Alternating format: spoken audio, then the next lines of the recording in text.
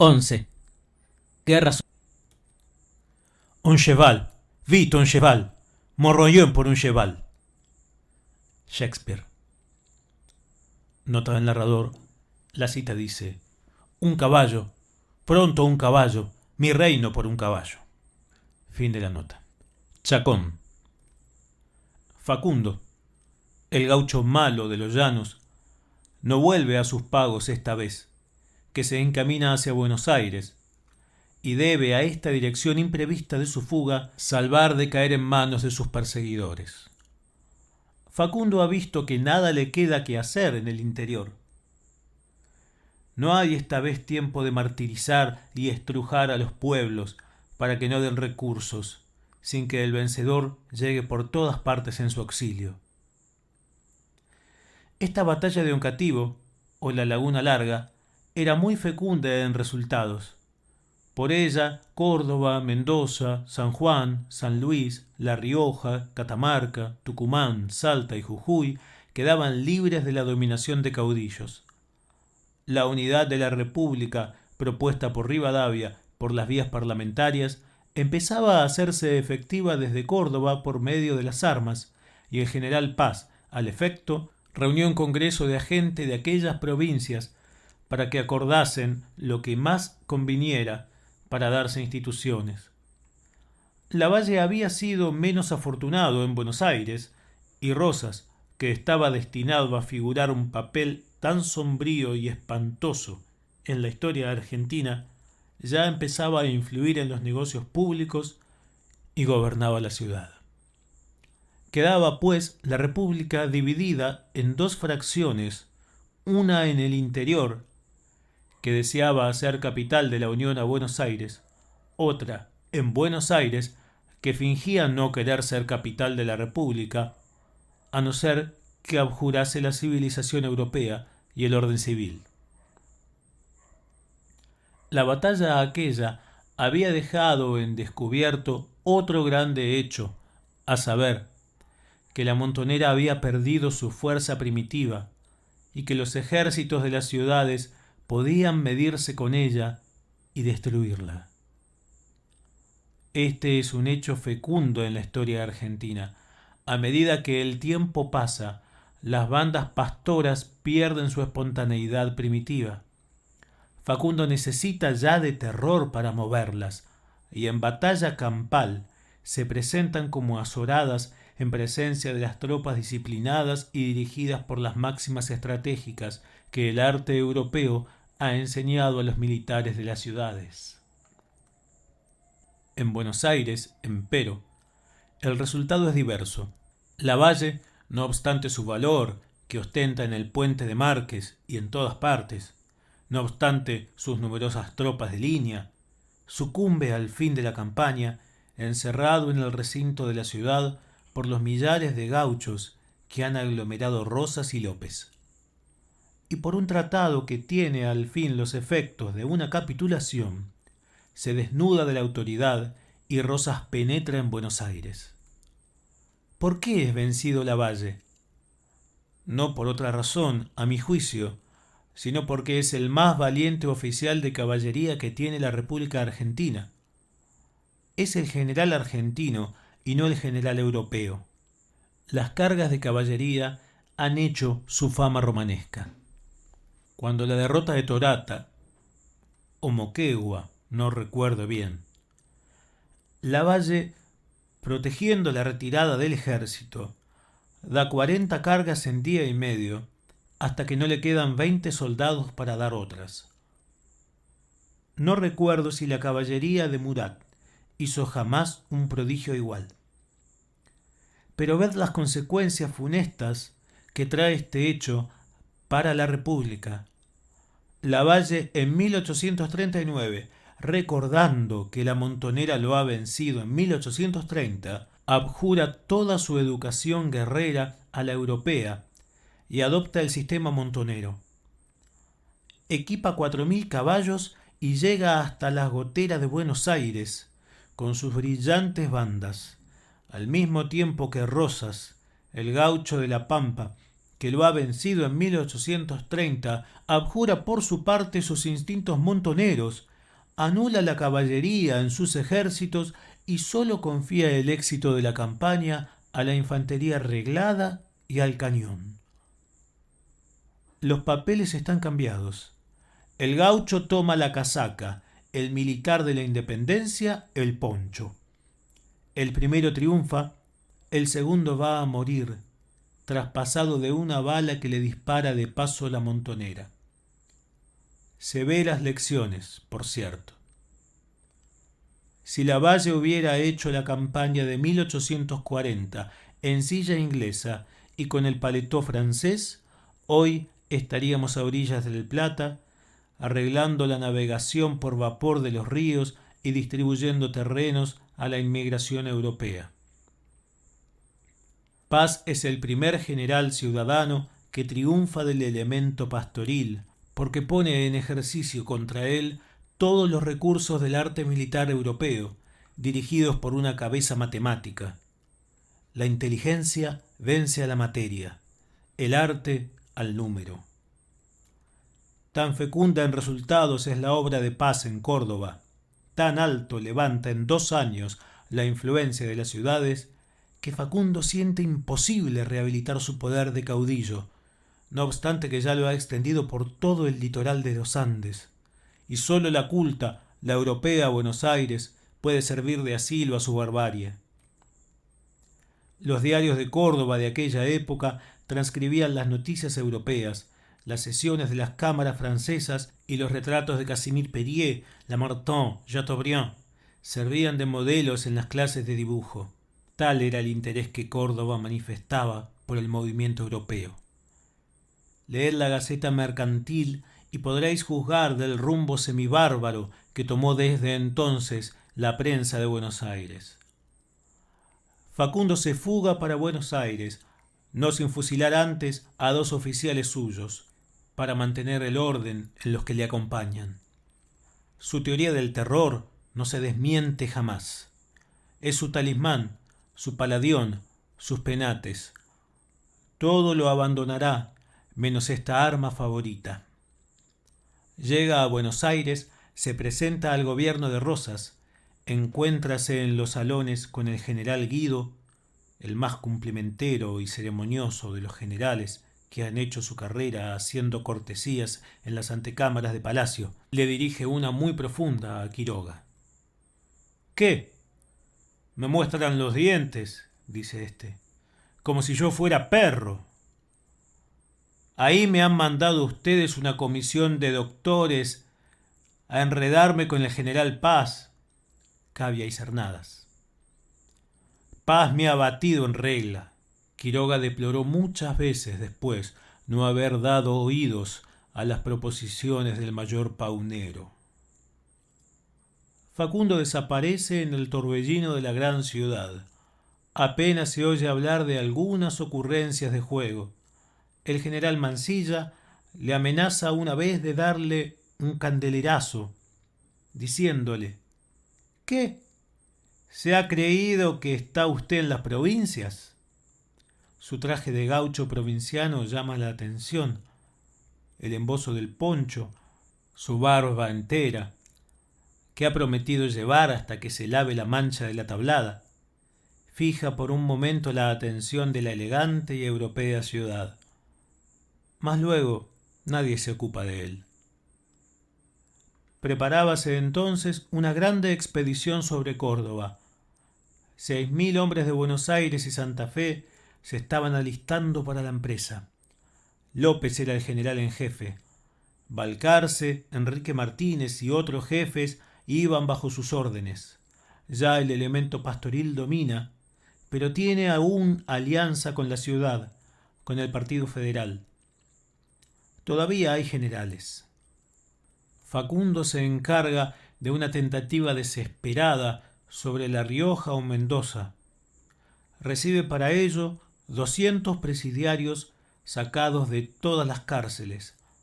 Engancha 60 hombres más en el Retiro, reúne a algunos de sus oficiales y se dispone a marchar. En Pavón estaba Rosas reuniendo sus caballerías coloradas. Allí estaba también López de Santa Fe, Facundo se detuvo en Pavón a ponerse de acuerdo con los demás jefes. Los 3 más famosos caudillos están reunidos en la Pampa. López, el discípulo y sucesor inmediato de Artigas. Facundo, el bárbaro del interior. Y Rosas, el lobezno que se está criando aún y que ya está en vísperas de lanzarse a cazar de su propia cuenta. Los clásicos los habrían comparado con los triunviros, Lépido, Marco Antonio y Octavio, que se reparten el imperio, y la comparación sería exacta hasta en la vileza y crueldad del Octavio argentino. Los 3 caudillos hacen prueba y ostentación de su importancia personal. ¿Sabéis cómo? Montan a caballo los 3 y salen todas las mañanas a gauchear por la Pampa. Se volean los caballos, los apuntan a las vizcacheras, ruedan, pechan, corren carreras. ¿Cuál es el más grande hombre? El más jinete, Rosas, el que triunfa al fin. Una mañana va a invitar a López a la correría. No, compañero, le contesta éste. Si de hecho es usted muy bárbaro. Rosas, en efecto, los castigaba todos los días, los dejaba llenos de cardenales y contusiones. Estas justas del arroyo de Pavón han tenido una celebridad fabulosa por toda la República, lo que no dejó de contribuir a allanar el camino del poder al campeón de la jornada, el imperio al más de a caballo. Quiroga atraviesa la Pampa con 300 adictos, arrebatados los más de ellos al brazo de la justicia, por el mismo camino que 20 años antes, cuando solo era gaucho malo, ha huido de Buenos Aires, desertando las filas de los arribeños. En la villa del Río Cuarto encuentra una resistencia más tenaz, y Facundo permanece 3 días detenido por unas zanjas que sirven de parapeto a la guarnición. Se retiraba ya, cuando un jastial se le presenta y le revela que los sitiadores no tienen un cartucho. ¿Quién es este traidor? El año 1818, en la tarde del 18 de marzo, el coronel Sapiola, jefe de la caballería del ejército chileno argentino, quiso hacer ante los españoles una exhibición del poder de la caballería de los patriotas en una hermosa llanura que está de este lado de Talca. Eran 6.000 hombres los que componían aquella brillante parada. Cargan, y como la fuerza enemiga fuese mucho mayor, la línea se reconcentra, se oprime, se embaraza y se rompe. En fin, muévense los españoles en este momento y la derrota se pronuncia en aquella enorme masa de caballería. Sapiola es el último en volver su caballo y recibe a poco trecho un balazo, y cayera en manos del enemigo si un soldado de granaderos a caballo no se desmonta y lo pusiera como una pluma sobre su montura, dándole a ésta con el sable para que más aprisa disparase. Un rezagado que acierta a pasar, el granadero desmontado, préndese a la cola del caballo, lo detiene en la carrera, salta a la grupa y coronel y soldado se salvan. Llámanle el boyero, y este hecho le abre la carrera de los ascensos. En 1820 sacábase un hombre ensartado por ambos brazos en la hoja de su espada, y Lavalle lo ha tenido a su lado como uno de tantos insignes valientes. Sirvió a Facundo largo tiempo, emigró a Chile y desde allí a Montevideo, en busca de aventuras guerreras, donde murió gloriosamente peleando en la defensa de la plaza, lavándose de la falta de Río Cuarto. Si el lector se acuerda de lo que he dicho del capataz de carretas, adivinará el carácter, valor y fuerza del boyero. Un resentimiento con sus jefes, una venganza personal, lo impulsa a aquel feo paso, y Facundo toma la villa del Río Cuarto gracias a su revelación oportuna. En la villa del Río Quinto encuentra al valiente Pringles, aquel soldado de la Guerra de la Independencia, que cercado por los españoles en un desfiladero se lanza al mar en su caballo y entre el ruido de las olas que se estrellan contra la ribera hace resonar el formidable grito: ¡Viva la patria! El inmortal Pringles, a quien el virrey Pezuela, colmándolo de presentes, devuelve a su ejército, y para quien San Martín, en premio de tanto heroísmo, hace batir aquella singular medalla que tenía por lema honor y gloria a los vencidos de Chancay. Pringles muere a mano de los presidiarios de Quiroga, que hace envolver el cadáver en su propia manta. Alentado con este no esperado triunfo, se avanza hacia San Luis, que apenas le opone resistencia. Pasada la travesía, el camino se divide en tres. ¿Cuál de ellos tomará Quiroga? El de la derecha conduce a los llanos, su patria, el teatro de sus hazañas, la cuna de su poder. Allí no hay fuerzas superiores a las suyas, pero tampoco hay recursos. El del medio lleva a San Juan, donde hay 1000 hombres sobre las armas, pero incapaces de resistir a una carga de caballería en que él, Quiroga, vaya a la cabeza, agitando su terrible lanza. El de la izquierda, en fin, conduce a Mendoza, donde están las verdaderas fuerzas de Cuyo, a las órdenes del general Videla Castillo.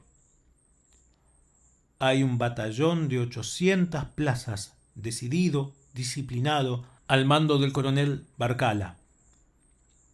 Un escuadrón de coraceros en disciplina que manda el teniente coronel Chenón. Milicia, en fin, y piquetes del número segundo de cazadores y de los coraceros de la guardia. ¿Cuál de estos tres caminos tomará Quiroga? Solo tiene a sus órdenes 300 hombres sin disciplina, y él viene además enfermo y decaído. Facundo toma el camino de Mendoza, llega, ve y vence, porque tal es la rapidez con que los acontecimientos se suceden. ¿Qué ha ocurrido? ¿Traición? ¿Cobardía? Nada de todo esto. Un plagio impertinente hecho a la estrategia europea, un error clásico, por una parte, y una preocupación argentina, un error romántico, por otra, han hecho perder del modo más vergonzoso la batalla. Ved cómo. Videla Castillo sabe oportunamente que Quiroga se acerca, y no creyendo, como ningún general podía creer, que invadiese a Mendoza, destaca a las lagunas los piquetes que tiene de tropas veteranas, que con algunos otros destacamentos de San Juan forman al mando del mayor Castro una buena fuerza de observación, capaz de resistir un ataque y de forzar a Quiroga a tomar el camino de los llanos. Hasta aquí no hay error. Pero Facundo se dirige a Mendoza y el ejército entero sale a su encuentro. En el lugar llamado El Chacón hay un campo despejado que el ejército en marcha deja a su retaguardia. Mas oyéndose a pocas cuadras el tiroteo de una fuerza que viene batiéndose en retirada, el general Videla manda contramarchar a toda prisa a ocupar el campo despejado de Chacón. Doble error. Primero, porque una retirada a la proximidad de un enemigo terrible hiela el ánimo del soldado bisoño, que no comprende bien la causa del movimiento.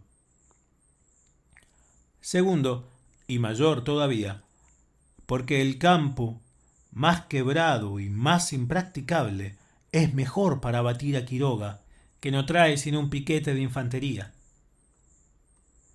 Imaginaos ¿Qué haría Facundo en un terreno intransitable contra 600 infantes, una batería formidable de artillería y 1000 caballos por delante? ¿No es este el convite del oso a la garza? Pues bien, todos los jefes son argentinos, gente de a caballo. No hay gloria verdadera si no se conquista a sablazos. Ante todo, es preciso campo abierto para las cargas de caballería. He aquí el error de la estrategia argentina. La línea se forma en lugar conveniente. Facundo se presenta a la vista en un caballo blanco. El boyero se hace reconocer y amenaza desde ella a sus antiguos compañeros de armas.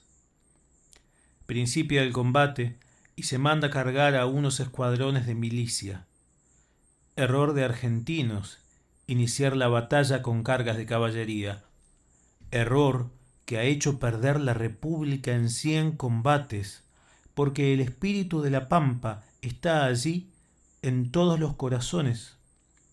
Pues si os levantáis un poco las solapas del frac con que el argentino se disfraza, hallaréis siempre el gaucho, más o menos civilizado, pero siempre el gaucho. Sobre este error nacional viene un plagio europeo. En Europa, donde las grandes masas de tropas están en columna y el campo de batalla abraza aldeas y villas diversas, las tropas de élite quedan en las reservas para acudir a donde la necesidad las requiera. En América, la batalla campal se da por lo común en campo raso. Las tropas son poco numerosas, lo recio del combate es de corta duración, de manera que siempre interesa iniciarlo con ventaja. En el caso presente, lo menos conveniente era dar una carga de caballería, y si se quería dar, debía echarse mano de la mejor tropa, para arrollar de una vez los 300 hombres que constituían la batalla y las reservas enemigas. Lejos de eso, se sigue la rutina mandando milicias numerosas que avanzan al frente. Empiezan a mirar a Facundo. Cada soldado teme encontrarse con su lanza, y cuando oye el grito de a la carga, se queda clavado en el suelo, retrocede, lo cargan a su vez, retrocede y envuelve las mejores tropas. Facundo pasa de largo hacia Mendoza, sin curarse de generales, infantería y cañones que a su retaguardia deja.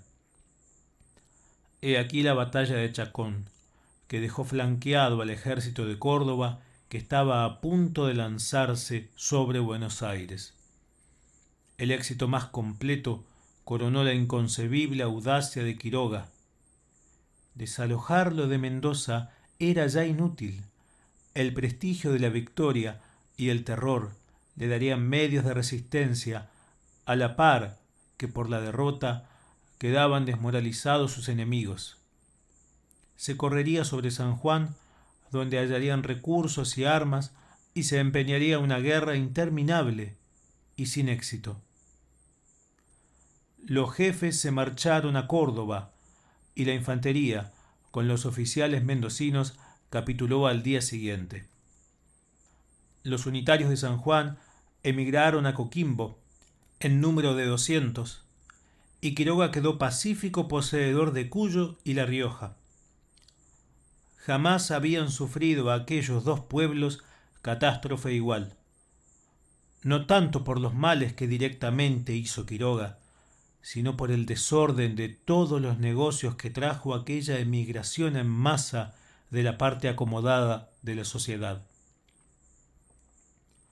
Pero el mal fue mayor bajo el aspecto del retroceso que experimentó el espíritu de ciudad, que es lo que me interesa hacer notar. Muchas veces lo he dicho, y esta vez debo repetirlo. Consultada la posición mediterránea de Mendoza, era hasta entonces un pueblo eminentemente civilizado, rico en hombres ilustrados y dotado de un espíritu de empresa y de mejora que no hay en pueblo alguno de la República Argentina. Era la Barcelona del interior. Este espíritu había tomado todo su auge durante la administración de Videla Castillo.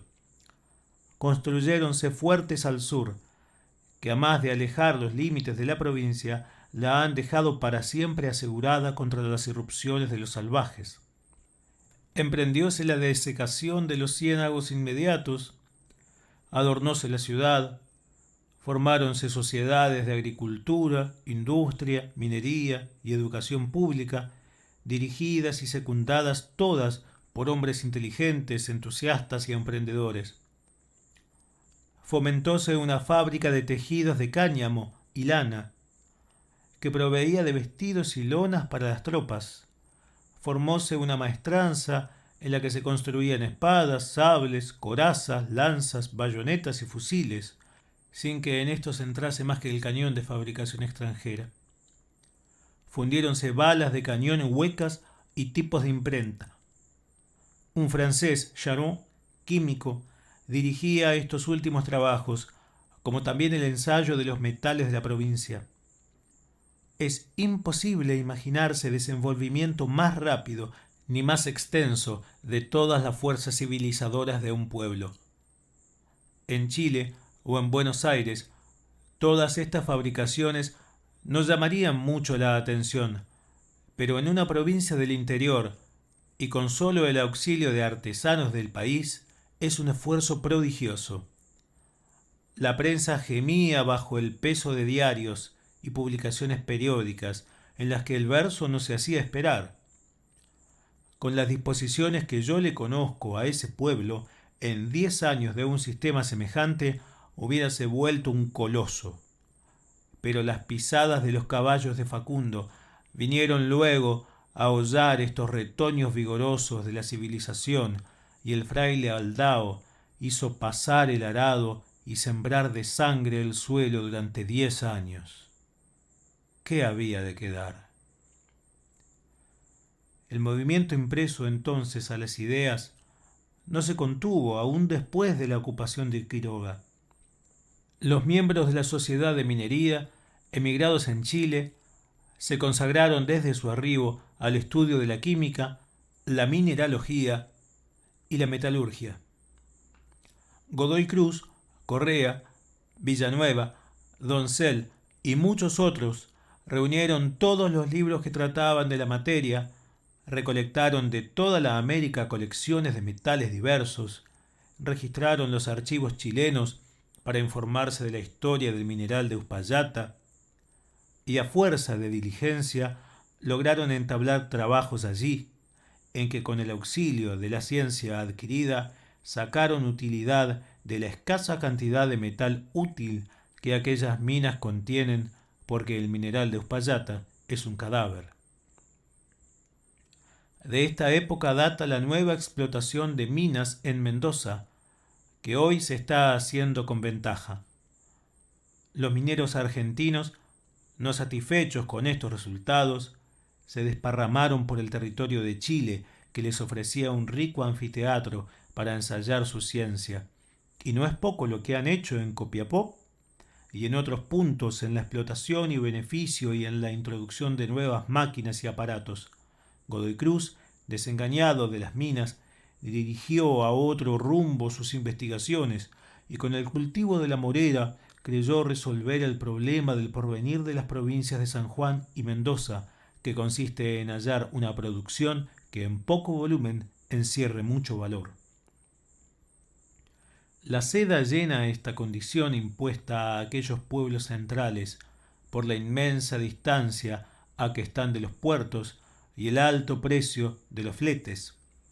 Godoy Cruz no se contentó con publicar en Santiago un folleto voluminoso y completo sobre el cultivo de la morera, la cría del gusano de seda y de la cochinilla, sino que distribuyéndolo gratis en aquellas provincias, ha estado durante 10 años agitando sin descanso, propagando la morera, estimulando a todos a dedicarse a su cultivo, exagerando sus ventajas óptimas, mientras que él aquí mantenía relaciones con la Europa para instruirse de los precios corrientes, mandando muestras de la seda que cosechaba, haciéndose conocedor práctico de sus defectos y perfecciones, aprendiendo y enseñando a hilar.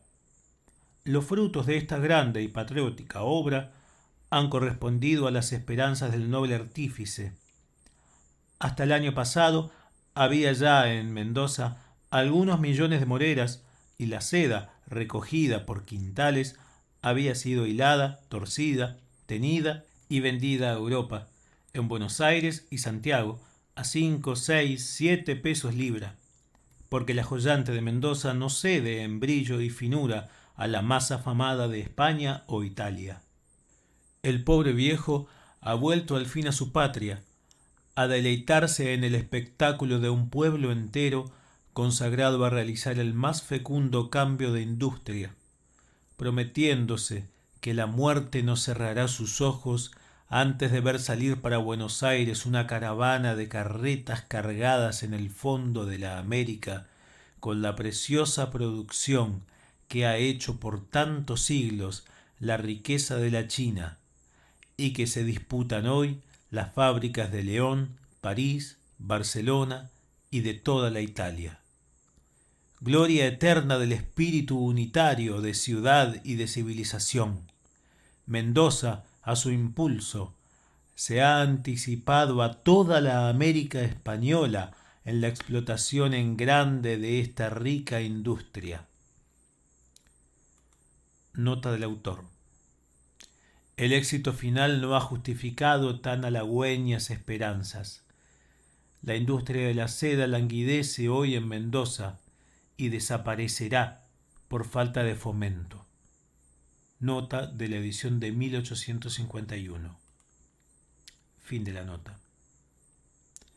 Pedidle al espíritu de Facundo y de Rosas una sola gota de interés por el bien público, de dedicación a algún objeto de utilidad. Torcedlo y exprimidlo, y sólo destilará sangre y crímenes. Me detengo en estos pormenores, porque en medio de tantos horrores como los que estoy condenado a describir, es grato pararse a contemplar las hermosas plantas que hemos visto pisoteadas del salvaje inculto de las pampas. Me detengo con placer, porque ellos probarán, a los que aún dudaren, que la resistencia a Rosas y su sistema, aunque se haya hasta aquí mostrado débil en sus medios, sólo la defensa de la civilización europea, la de sus resultados y formas, es la que ha dado durante 15 años tanta abnegación, tanta constancia a los que hasta aquí han derramado su sangre o han probado las tristezas del destierro. Hay allí un mundo nuevo que está a punto de desenvolverse y que no aguarda más para presentarse cuán brillante es, sino que un general afortunado logre apartar el pie de hierro que tiene hoy oprimida la inteligencia del pueblo argentino. La historia, por otra parte, no ha de tejerse sólo con crímenes y empaparse en sangre, ni es por demás traer a la vista de los pueblos extraviados las páginas casi borradas de las pasadas épocas. Que siquiera deseen para sus hijos mejores tiempos que los que ellos alcanzan, porque no importa que hoy el caníbal de Buenos Aires se canse de derramar sangre y permita volver a ver en sus hogares a los que ya trae subyugados y anulados la desgracia y el destierro. Nada importa esto para el progreso de un pueblo. El mal que es preciso remover es el que nace de un gobierno que tiembla a la presencia de los hombres pensadores e ilustrados, y que para subsistir necesita alejarlos o matarlos. Nace de un sistema que, reconcentrando en un solo hombre toda voluntad y toda acción, el bien que él no haga, porque no lo conciba, no lo pueda o no lo quiera, no se sienta nadie dispuesto a hacerlo, por temor de atraerse las miradas suspicaces del tirano, o bien porque donde no hay libertad de obrar y pensar, el espíritu público se extingue y el egoísmo que se reconcentra en nosotros mismos ahoga todo sentimiento de interés por los demás. Cada uno para sí. El azote del verdugo para todos. He ahí el resumen de la vida y gobierno de los pueblos esclavizados. Si el lector se fastidia con estos razonamientos, contaréle crímenes espantosos. Facundo, dueño de Mendoza, tocaba, para proveerse de dinero y soldados, los recursos que ya no son bien conocidos. Una tarde cruzan la ciudad en todas direcciones partidas que están acarreando a un olivar cuantos oficiales se encuentran de los que habían capitulado en Chacón. Nadie sabe el objeto, ni ellos temen por lo pronto nada, fiados en la fe de lo estipulado. Varios sacerdotes reciben, empero, orden de presentarse igualmente cuando ya hay suficiente número de oficiales reunidos. Se manda a los sacerdotes confesarlos. Lo que efectuado se le forma en fila y de a uno en uno empiezan a fusilarlos bajo la dirección de Facundo, que indica al que parece conservar aún la vida y señala con el dedo el lugar donde deben darle el balazo que ha de ultimarlo. Concluida la matanza, que dura 1 hora, porque se hace con lentitud y calma, Quiroga explica a algunos el motivo de aquella terrible violación de la fe de los tratados. Los unitarios, dice, le han muerto en Chile al general Villafañe y usa de represalias. El cargo es fundado, aunque la satisfacción sea un poco grosera. Paz, decía otra vez, me fusiló 9 oficiales. Yo le he fusilado 96. Estamos a mano. Paz no era responsable de un acto que él lamentó profundamente y que era motivado por la muerte de un parlamentario suyo. Pero el sistema de no dar cuartel seguido por Rosas con tanto tesón y de violar todas las formas recibidas, pactos, tratados, capitulaciones, es efecto de causas que no dependen del carácter personal de los caudillos. El derecho de gentes que ha suavizado los horrores de la guerra es el resultado de siglos de civilización. El salvaje mata a su prisionero, no respeta convenio alguno, siempre que haya ventaja en violarlo. ¿Qué freno contendrá al salvaje argentino, que no conoce ese derecho de gentes de las ciudades cultas? ¿Dónde habrá adquirido la conciencia del derecho? ¿En la Pampa? La muerte de Villafañe ocurrió en territorio chileno. Su matador sufrió ya la pena del talión, ojo por ojo, diente por diente. La justicia humana ha quedado satisfecha, pero el carácter del protagonista de aquel sangriento drama hace demasiado a mi asunto para que me prive del placer de introducirlo. Entre los emigrados sanjuaninos que se dirigían a Coquimbo iba un mayor del ejército del general Paz, dotado de esos caracteres originales que desenvuelve la vida argentina. El mayor Navarro, de una familia distinguida de San Juan, de formas diminutas y de cuerpo flexible y endeble, era célebre en el ejército por su temerario arrojo. A la edad de 18 años montaba guardia como alférez de milicias en la noche en que en 1820 se sublevó en San Juan el número 1 de los Andes. 4 compañías forman enfrente al cuartel e intiman a la rendición a los cívicos.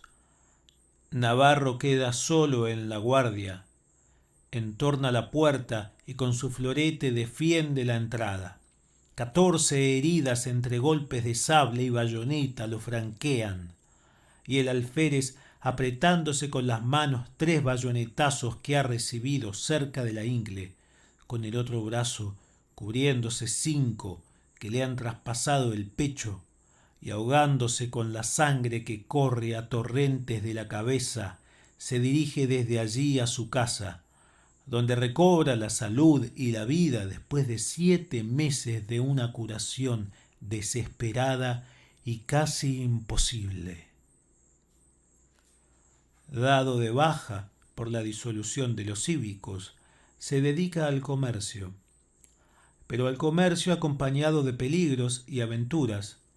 Al principio introduce cargamentos por contrabando en Córdoba, después trafica desde Córdoba con los indios y últimamente se casa con la hija de un cacique, vive santamente con ella, se mezclan las guerras salvajes, se habitúa a comer carne cruda y beber la sangre en la degolladera de los caballos, hasta que en 4 años se hace un salvaje hecho y derecho. Sabe allí que la guerra del Brasil va a principiar y dejando a sus amados salvajes sienta plaza en el ejército en su grado de alférez. Y tan buena maña se da y tantos sablazos distribuye que al fin de la campaña es capitán graduado de mayor y uno de los predilectos de Lavalle, el catador de valientes. En Puerto Márquez deja atónito al ejército con sus hazañas y después de todas aquellas correrías queda en Buenos Aires con los demás oficiales de Lavalle. Arbolito, Pancho, El Yato, Molina y otros bandidos de la campaña eran los altos personajes que ostentaban su valor por cafés y mesones. La animosidad con los oficiales del ejército era cada día más envenenada. En el Café de la Comedia estaban algunos de estos héroes de la época y brindaban a la muerte del general Lavalle. Navarro, que los ha oído, se acerca, tómale el vaso a uno, sirve para ambos y dice: «Tome usted, a la salud de Lavalle». Desenvainan las espadas y lo dejan tendido. Era preciso salvarse, ganar la campaña y por entre las partidas enemigas llegar a Córdoba.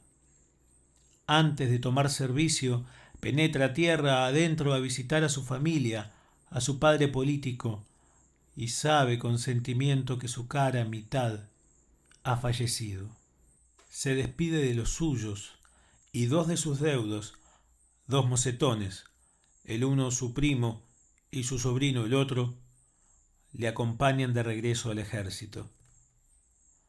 De la acción de Chacón traía un fogonazo en la sien que le había arreado todo el pelo y embutido la pólvora en la cara.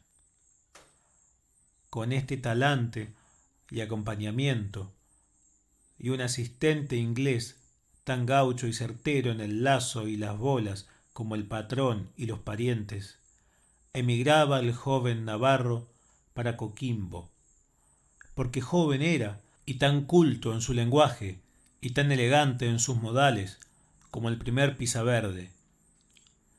Lo que no estorbaba que cuando veía caer una res viniese a beberle la sangre como un salvaje. Todos los días quería volverse y las instancias de sus amigos bastaban apenas a contenerlo. «Yo soy hijo de la pólvora», decía con su voz grave y sonora. «La guerra es mi elemento.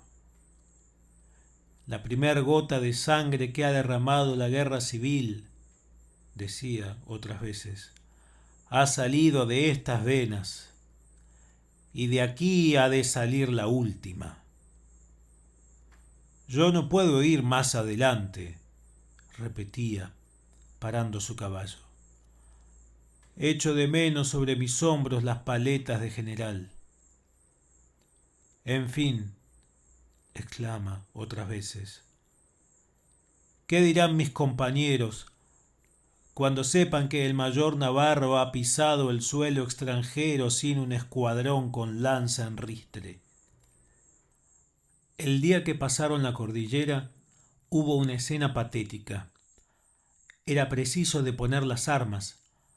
No había forma de hacer concebir a los indios que había países donde no era permitido andar con la lanza en la mano.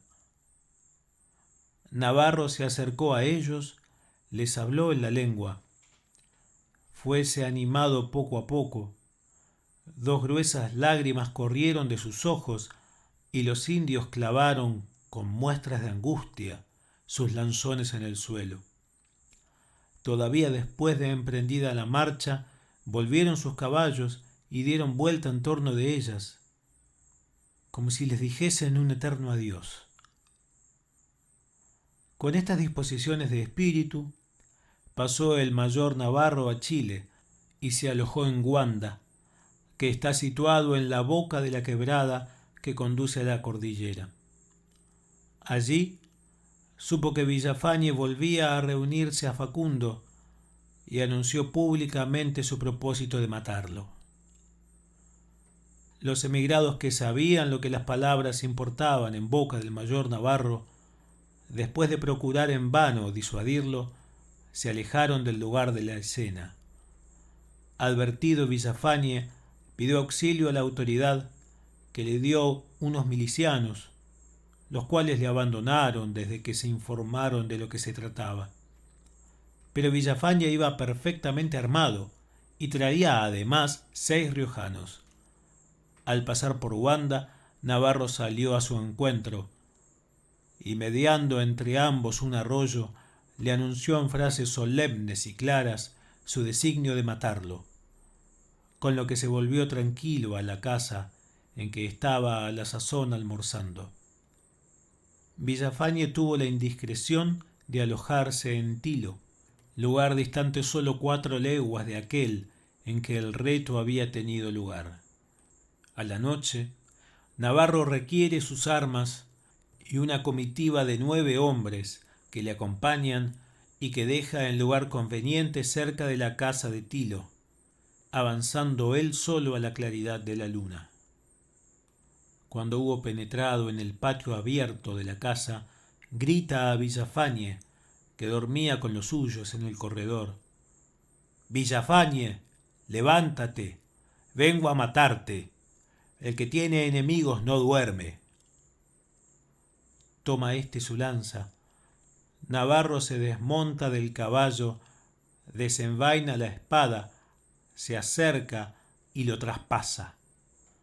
Entonces dispara un pistoletazo, que era la señal de avanzar que había dado a su partida, la cual se echa sobre la comitiva del muerto, la mata o dispersa.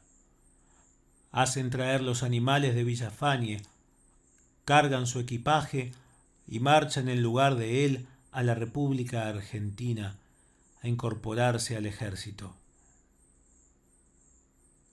Extraviando caminos, llegan al río Cuarto, donde se encuentran con el coronel Echevarría, perseguido por los enemigos. Navarro vuela en su ayuda y, habiendo caído muerto el caballo de su amigo, le insta que monte a su grupa. No consiente éste. Obstínase Navarro en no fugar sin salvarlo, y últimamente se desmonta de su caballo, lo mata y muere al lado de su amigo, sin que su familia pudiese descubrir tan triste fin, sino después de 3 años en que el mismo que lo ultimó contara la trágica historia y desenterrase para mayor prueba los 2 esqueletos de los 2 infelices amigos. Hay en toda la vida de este malogrado joven tal originalidad que vale sin duda la pena de hacer una digresión en favor de su memoria. Durante la corta emigración del mayor Navarro, habían ocurrido sucesos que cambiaban completamente la faz de los negocios públicos. La célebre captura del general Paz, arrebatado de la cabeza de su ejército por un tiro de bolas, decidía de la suerte de la República, pudiendo decirse que no se constituyó en aquella época y las leyes y las ciudades no afianzaron su dominio por accidente tan singular. Porque Paz, con un ejército de 4.500 hombres perfectamente disciplinados y con un plan de operaciones combinado sabiamente, estaba seguro de desbaratar el ejército de Buenos Aires. Los que le han visto después triunfar en todas partes juzgarán que no había mucha presunción de su parte en anticipaciones tan felices.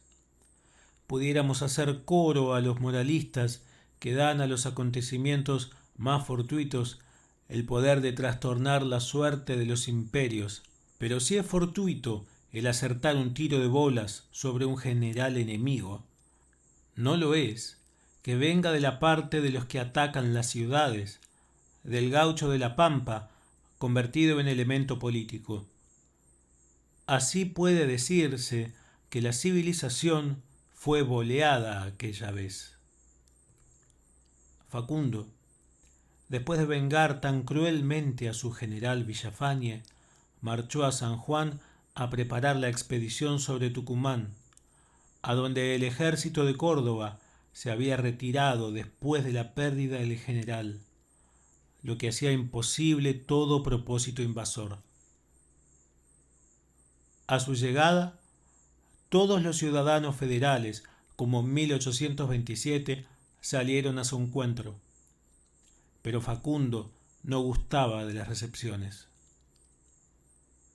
Manda una partida que salga adelante de la calle en que estaban reunidos, deja a otra atrás, hace poner guardias en todas las avenidas y tomando él por otro camino, entra en la ciudad, dejando presos a sus oficiosos huéspedes, que tuvieron que pasar el resto del día y la noche entera agrupados en la calle, haciéndose lugar entre las patas de los caballos para dormitar un poco. El que lea esto se indignará del ultraje afrentoso e insolente hecho a sus partidarios mismos, a los que con su cooperación lo han elevado. Yo no veo en esto sino una faz histórica y característica de la lucha argentina. Facundo deja de fingirse federal, como lo entendían los hombres de las ciudades. Es el enemigo de todos los que llevan frac. Es el elemento bárbaro que se presenta en toda su desnudez y es preciso hacerlo sentir a los ilusos que se cuentan aún entre sus partidarios. Cuando hubo llegado a la plaza, hace detener en medio de ella su coche. Manda cesar el repique de las campanas y arroja a la calle todo el amueblado de la casa que las autoridades han preparado para recibirle. Alfombrado, colgaduras, espejos, sillas, mesas, todo se hacina en confusa mezcla en la plaza, y no desciende sino cuando se cerciora de que no quedan sino las paredes limpias, una mesa pequeña, una sola silla y una cama. Es un espartano, diría otro que yo, que no veo en todos estos miserables manejos sino la insolencia brutal de un bárbaro que insulta a las ciudades, afectando desdeñar sus goces, su lujo y sus usos civilizados. Mientras que esta operación se efectúa, llama a un niño que acierta a pasar cerca de su coche. Le pregunta su nombre y al oír el apellido Rosa le dice: su padre, don Ignacio de la Rosa, fue un grande hombre. Ofrezca a su madre de usted mis servicios. Al día siguiente amanece en la plaza un banquillo de fusilar de 6 varas de largo. ¿Quiénes van a ser las víctimas? Los unitarios se han fugado en masa, hasta los tímidos que no son unitarios. Facundo empieza a distribuir contribuciones a las señoras en defecto de sus maridos, padres o hermanos ausentes, y no son por eso menos satisfactorios los resultados. Omito la relación de todos los acontecimientos de este período, que no dejarían escuchar los sollozos y gritos de las mujeres amenazadas de ir al banquillo y de ser azotadas. 2 o 3 fusilados, 4 o 5 azotados, una u otra señora condenada a hacer de comer a los soldados y otras violencias sin nombre. Pero hubo un día de terror glacial que no debo pasar en silencio. Era el momento de salir la expedición sobre Tucumán. Las divisiones empiezan a desfilar una en pos de otra. En la plaza están los troperos cargando los bagajes. Una mula se espanta y se entra al templo de Santa Ana. Facundo manda que la enlacen en la iglesia.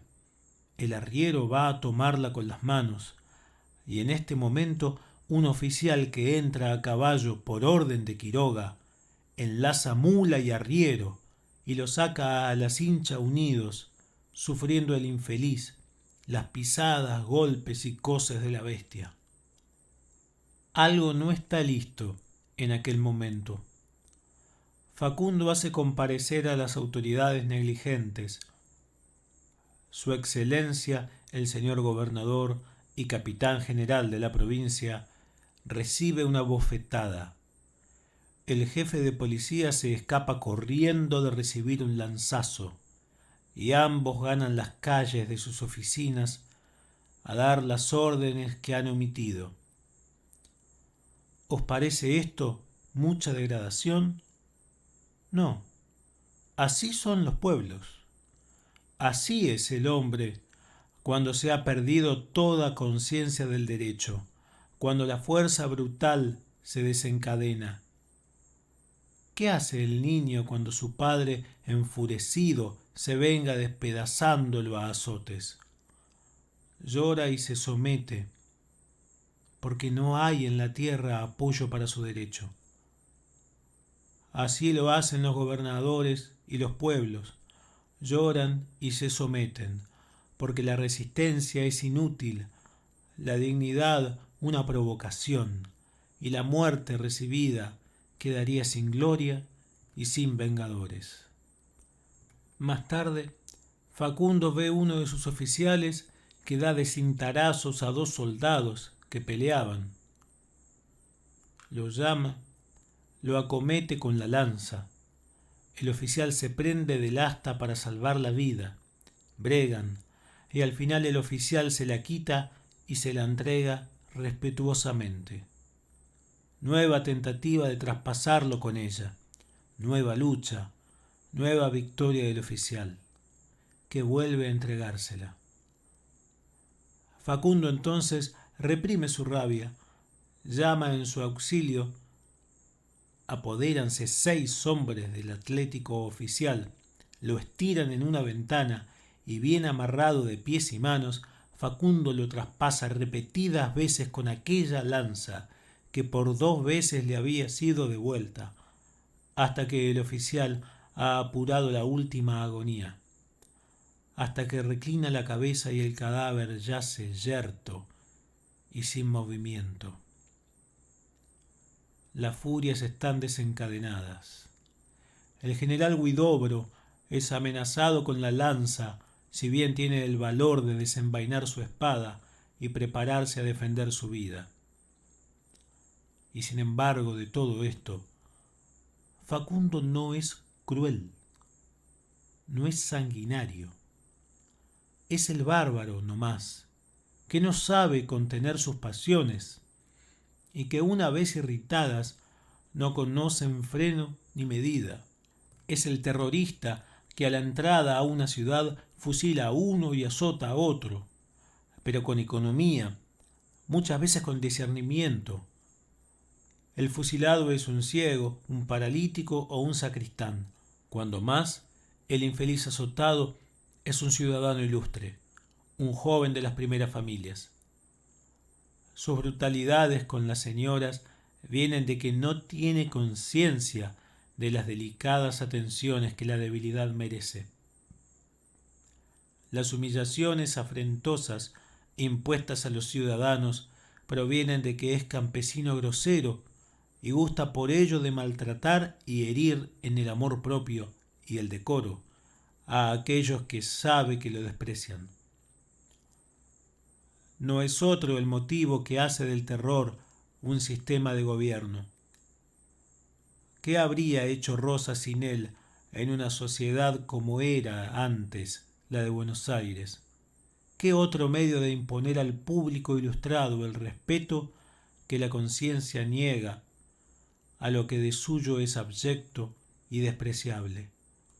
Es inaudito el cúmulo de atrocidades que se necesita amontonar unas sobre otras para pervertir a un pueblo, y nadie sabe los ardides, los estudios, las observaciones y la sagacidad que ha empleado don Juan Manuel Rosas para someter la ciudad a esta influencia mágica que trastorna en 6 años la conciencia de lo justo y de lo bueno, que quebranta al fin los corazones más esforzados y los doblega al yugo.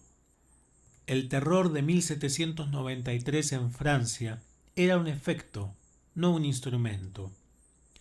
Robespierre no guillotinaba nobles y sacerdotes para crearse una reputación, ni elevarse él sobre los cadáveres que amontonaba.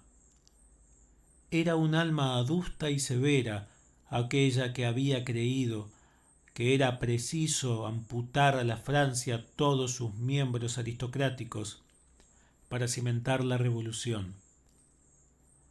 Nuestros nombres, decía Danton, bajarán a la posteridad execrados, pero habremos salvado la República.